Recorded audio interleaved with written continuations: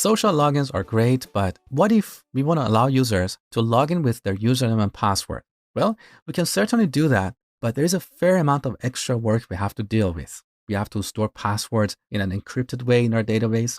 We have to implement the functionality for users to register, to change their password, reset their password, and so on.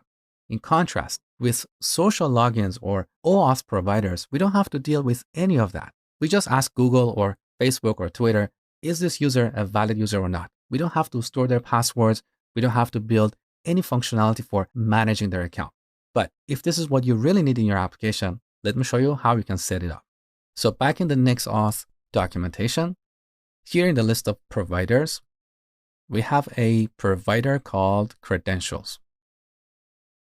To set this up, we have to import credentials provider and pass it in the array of providers when initializing NextAuth. So we give it a name, then we set the credentials property to an object. This object is used to generate a form on the sign-in page. So here we're saying that on the sign-in page, we should have two fields, username and password. Of course, this could be email. For each field, we have to specify a label and a type and optionally a placeholder. In addition to that, we have to implement the authorize function. This is where we validate the user and make sure they have supplied the right username and password combination. So back to this route file for initializing NextAuth. Let's import credentials provider from NextAuth /providers /credentials. Then we pass it here, credentials provider. We give it an object. In this object, first we set the name property to credentials.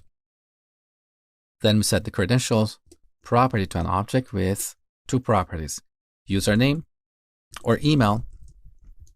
And here we set label to email. This is the label that will be shown on the form. Next, we set the type to email. And with this, the user has to provide a valid email. Now we can optionally give it a placeholder.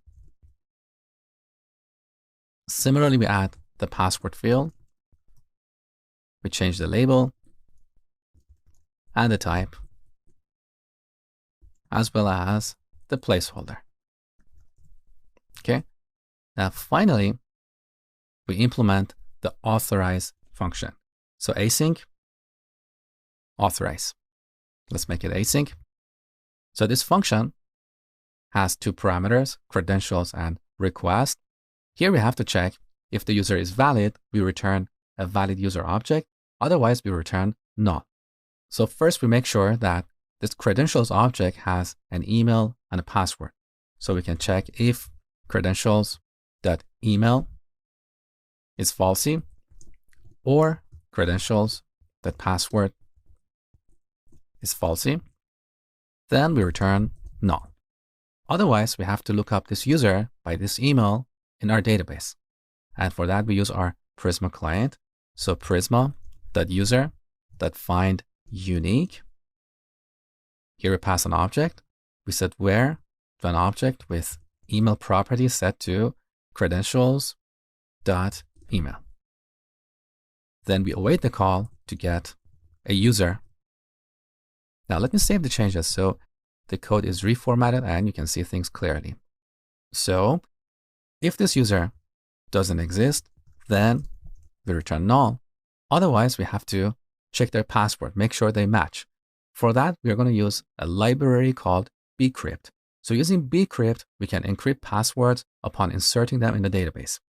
So here in the terminal, let's install bcrypt. All right, now back to this file. On the top, we import bcrypt from bcrypt. Now, back to our authorize function. So at this point, we have to check the passwords. So here we call bcrypt.compare. Now, we don't have the typings for this, so we have to install it separately. So back in the terminal, let's install as a development dependency add types/bcrypt. Good. Now, if we type a dot, we can see the methods. So we're going to compare two passwords.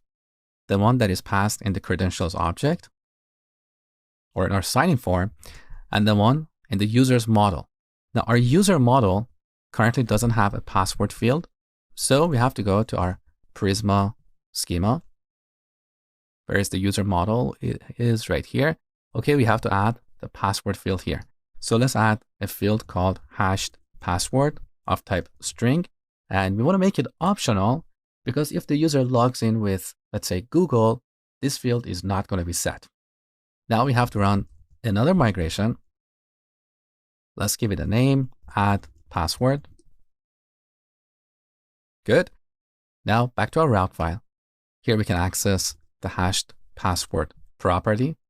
Now here we have a compilation error saying argument of type string or null is not assignable to parameter of type string. So because we declared this as optional, it can be either a string or null. Now the compare method doesn't accept null here, so we have to add an exclamation mark at the end to make the error go away. Because at this point, we know that this user should have a hashed password in the database, okay? So we call compare. Now this returns a promise. So we await it to get a Boolean. Let's call it passwords match. Let me save the changes again. Good. Now the final step. If the passwords match, we return our user object. Otherwise, we return null. So here we return if passwords match, we return our user object. Otherwise, we return null. Now, if you go back to our signing page, we see our signing form up here. So we have email and password. And as I said before, we can customize this page any way we want to. For now, let's just log in with a random email and password. Obviously, we don't have this user. We get this error, beautiful. So next, we're going to implement the ability for users to register.